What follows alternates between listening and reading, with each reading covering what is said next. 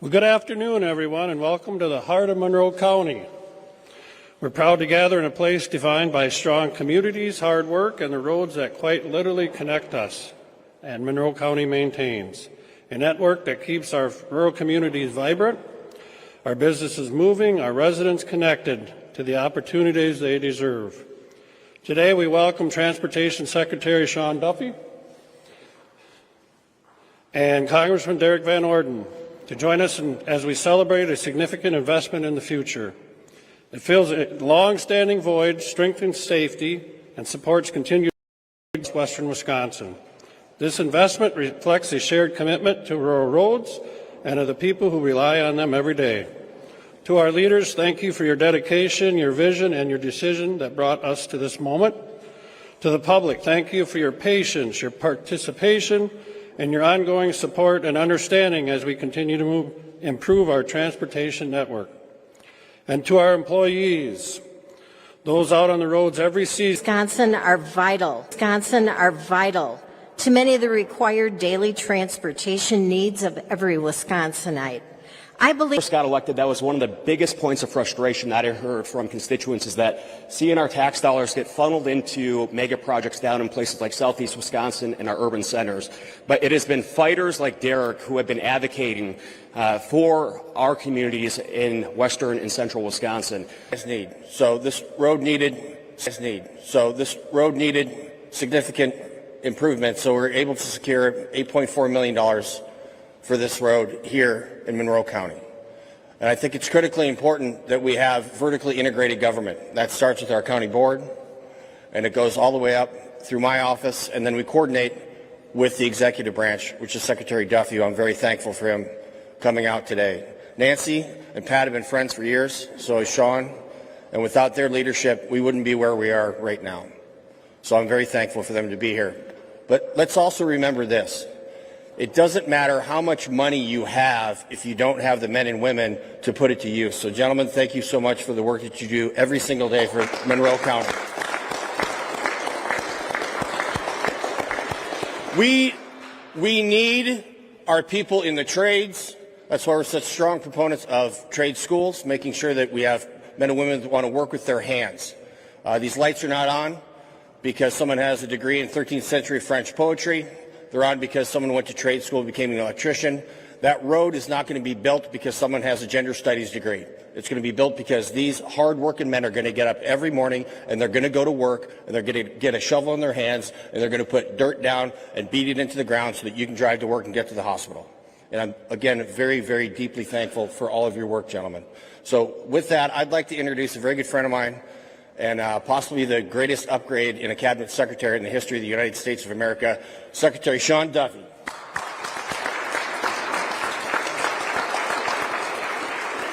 Well, it's great to be with everybody. It's great to be back home. I spent 50 years in Wisconsin. I've taken a little respite to the East Coast for the last 4, but Wisconsin is my home. And being a guy from northern Wisconsin, rural Wisconsin, I fully and completely understand how oftentimes rural communities can be forgotten when money is spent. And I can just guarantee you this, that in this transportation department, rural America, rural Wisconsin will not be forgotten. I got to take a moment. When Nancy was first running for office, we got to know each other very well. We talked a lot about cows and farming, I think, I guess she gave me a little upgrade on that. Pat actually did work for me in my first campaign. He had a purple truck, and it was the ugliest truck you've ever seen. You probably got a discount because of the color. And we called it the Purple People Eater, and Pat would drive all over the district with me. So I'm grateful for Pat's longtime friendship. And, you know, and with Derek, it's interesting. I'm not to have a seal. There he is, a seal who sometimes you think about a seal and they're unique animals, and like, how do they behave, and who are they normal, and, you know, do they want to fight everyone in the, I had no idea. And the Derek has served his country the way he has, and has served this district the way he has is a testament to his character and his love of country and love of community. And I appreciate all the work he's done for the 3rd District of Wisconsin. If I could just take a quick moment, because we're supposed to stay at 3 minutes, I would love to come here and tell you what an amazing job I did in fighting to get you $8.5 million from Monroe County. That would be like fantastic, and I'd be like, woo, this is great. I can't take credit for this because what Derek mentioned was a county, a community that talked about what their needs are. And from that conversation, they talked to their state legislators who go fight for them at the state level to get resources to this county. But you've also told Derek. And what Congressman Van Orden did was, as they've gone through the appropriation process, he made sure to get an allotment of money that was going to come to your county. So this has nothing to do but for a community that underscores a need, and they tell their congressman, and then they have a congressman who's willing to fight for them, but also has the gravitas in Congress to make sure these resources come back. And again, you guys are going to be able to do a lot more work with a lot more money to help make sure we have great roads in your community. And so it's my pleasure to be here. And I would just make one pitch to everybody. And the leaders here know this, but oftentimes, and it's not just in Wisconsin, but around the country, I don't know what the best projects are. What are the highest needs? And it's the community and the members of Congress or the legislators that reach out to say, hey, here's the priority of things that we have to get done. These are the top line projects. And what I've tried to do at the DOT is very simple. We have a limited amount of money, and needs far outpace how much money we have. And so what I'm trying to do is make our dollars go further. And the way we do that is we have to streamline our regulations. It has to move faster. Sometimes projects, 40% of the cost of a project goes to consultants, not to these guys. 40% so they can navigate the permitting process. And to be clear, in Wisconsin, we live here because we love clean water, we love clean air. We don't want, I don't want to see a toad get extinct. The last toad that exists is here in Monroe County, and we're going to do a project that's going to extinct the toad. I'm just making that up. I don't know what you'd have here, but none of us want that. But having projects to get permitted over the course of, 4, 6, 10 years is way too long. So let's go through the process. Let's look at the environmental impact, and let's move faster because time is money. That's number one.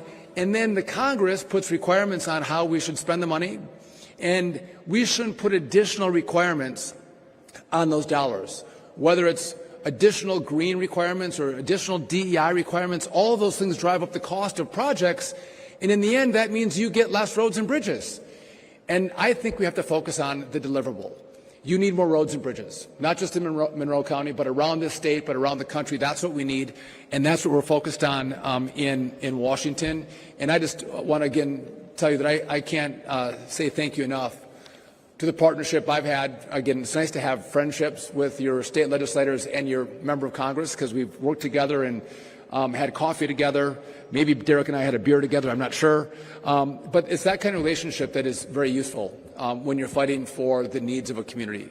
And by the way, Dave has just been fantastic as well. He was just telling me, Hey, you know this flag? Off my farm. So this is his beautiful. I thought, did the DOT bring this flag? But this is his flag, which is, it's the right size, big. So anyway, thank you all for being here. This is just the beginning. We are just getting started. President Trump has said, don't forget about rural Wisconsin, rural America.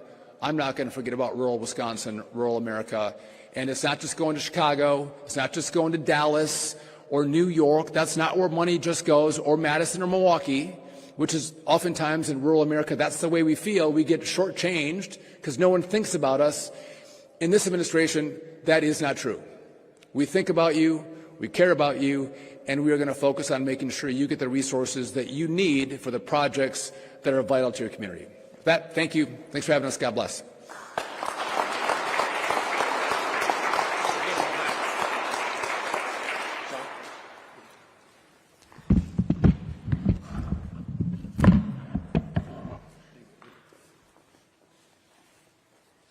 Thank you. My name is David Onstead. I'm the County Highway Commissioner from Monroe County. We have a couple of presentations to make. To help me with this, I'd like my leadership team to come forward. Tyson, Jim, Brian, Steve, Eric, and also County Administrator Tina Osterberg and Highway Committee Chairman David Pierce, and Chairman of the Board, Cedric Schnitzler. The first is to Congressman Derek Van Orden for sponsoring a community project appropriation for the, for the County Highway ET Multimodal Initiative and for your tireless efforts to support Wisconsin's road and bridge systems. Thank you very much. Thank you.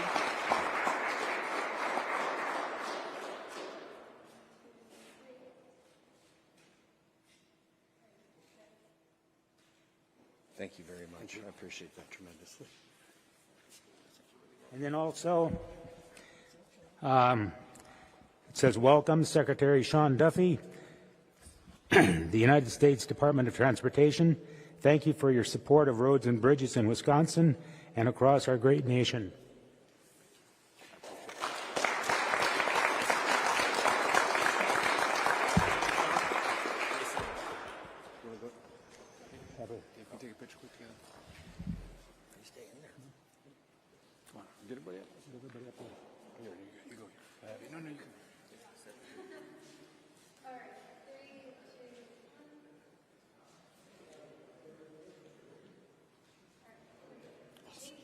Thank you very much, gentlemen.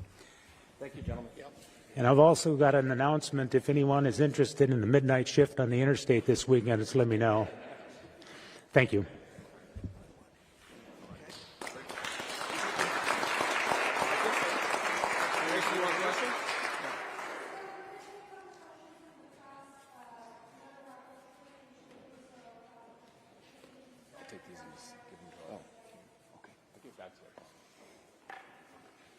Okay.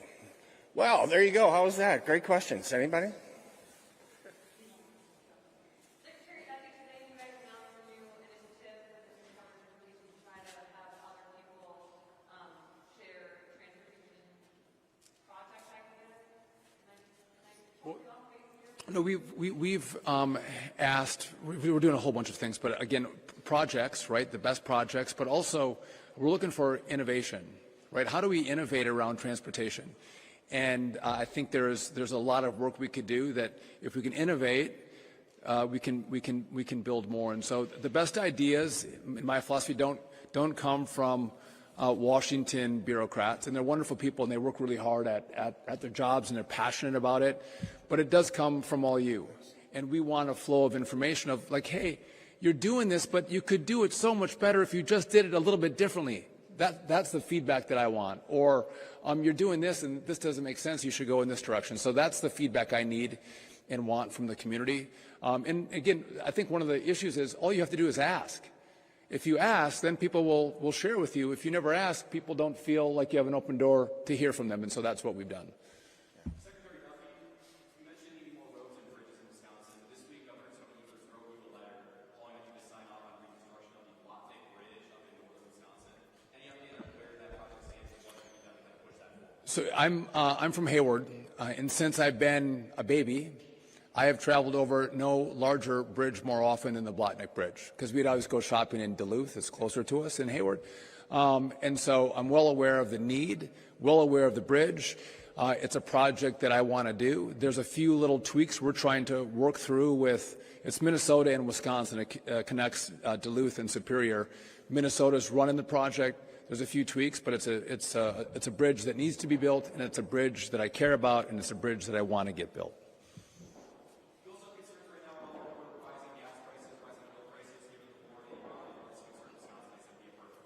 I'll go second. Let Derek go first. Hey, listen. To be clear, we are not starting a war with Iran. We are ending the war that Iran declared on the United States of America 47 years ago. They're responsible for taking hostages. They're responsible for the embassy bombing in Beirut and the Marine barracks bombing in Beirut. They bombed 2 embassies in Africa. They're responsible for the deaths of thousands of American servicemen, including some of my friends, in Afghanistan and Iraq. So what we need to do is make sure that these radical Islamic mullahs that have been lording over the entire world, especially the global economy, by trying to close the Straits of Hormuz, where 20% of the world's oil transits through, that they can't do that anymore. So we are going to remove Iran's ability to project power throughout the region. That starts with their nuclear program, Midnight Hammer, significant progress, destroyed that. The ballistic missile threat, they can actually launch missiles into Europe if they want. We have to get rid of the Iranian Navy, which has taken place, so they can't close the Straits of Hormuz. And we have to make sure that the conditions are set for the Iranian people to be able to rise up and have self-determination. That's what's taking place right now. And this has to get done. And President Trump is unique in history for our country. He is not thinking about these short-term goals of what's the next election going to look like. He's thinking about how can we leave the world a better place for the next generation. I don't want your children or my grandchildren fighting Iran. So this must end now. I'll maybe just add to that. To the Congressman's point, what I've seen with this president is that when there's a big problem, there's a big issue, sometimes politicians will try to skirt it. We'll try to pass it. We'll try to avoid it. This president, whether it's in his cabinet or the decisions that he makes, he's actually trying to address the big problems here in our country, but also around the world. And as Derek knows all too well, Iran is one of those problem countries. And again, you mentioned the Strait of Hormuz. The fact that you can take oil prices up by $20 a barrel, $25 a barrel is remarkable. It shows the power of those straits and the power that Iran has over those straits. A fifth of the world's oil comes through there. And so to have the president be willing to stand up and address this, I couldn't be more grateful for. And again, the president has, whether we've seen him in politics over the last 10 years, he does not want to be a country where we're doing nation building and long-term protracted wars. That, if you listen to him, that's not what he's saying.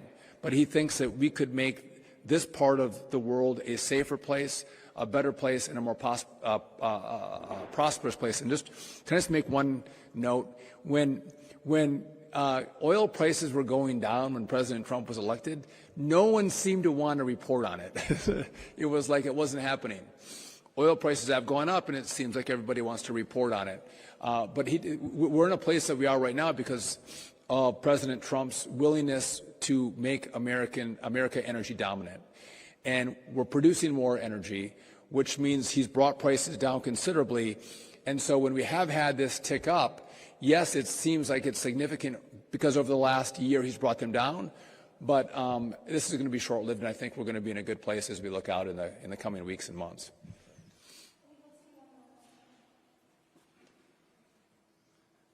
It's always...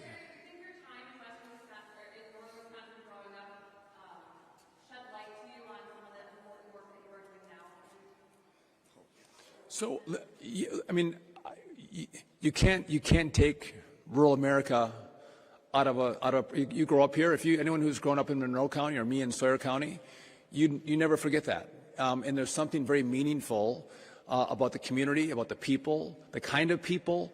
And I mean, I know that when I was in Congress, and I see Derek do this now, you got to fight and scrap for resources for the people that live in rural America. Because sometimes the big project in New York that affects a lot of people, they're like, that has to take the priority, to the exclusion of rural America. So my experience in Sawyer County, a small town, Hayward, Wisconsin, affects my view on transportation as a whole. And again, there's some big projects that have to get done. Blotnick is one of them, but Blotnick really does serve rural Minnesota and rural Wisconsin. It's a $1 billion bridge. But it's important not just for Duluth and Superior. The people that live on both sides of the bridge use it, and it's incredibly important, which is why it's so meaningful for me to get it done. But yes, it's for me, it crafts my view of the world and how we should spend money through DOT. How have I helped you craft your vision? Hey, listen, you guys know what happens. Washington, D.C. sends money to Madison, and Madison sends money to Madison and Milwaukee. That's what the secretary said before. And they forget about us out here. Well, I live here on purpose. I live in a little village in southwestern Wisconsin. I wouldn't live anywhere else in the entire world. That doesn't mean that we shouldn't have access to quality health care, for instance, affordable, really affordable, quality, readily available health care. That doesn't mean we shouldn't have to drive on a road that is destroying our vehicle. It doesn't mean that we shouldn't have the access to markets by making sure that our railroads are working. So just because we choose to live here in what I call America doesn't mean that we're lesser people. Just like they used to tell us, people that wanted to work with our hands and we didn't want to go to college, that we were lesser people. Those are not true statements. So this project is, I've brought back almost $23 million to the district from D.C. by going up there and fist fighting with the Appropriations Committee to make sure that we could do everything we possibly can to make sure that we can live happily in the best place in the entire planet. And Doug Regal will tell you right now, this is the heart of Wisconsin, and Mr. Regal is correct.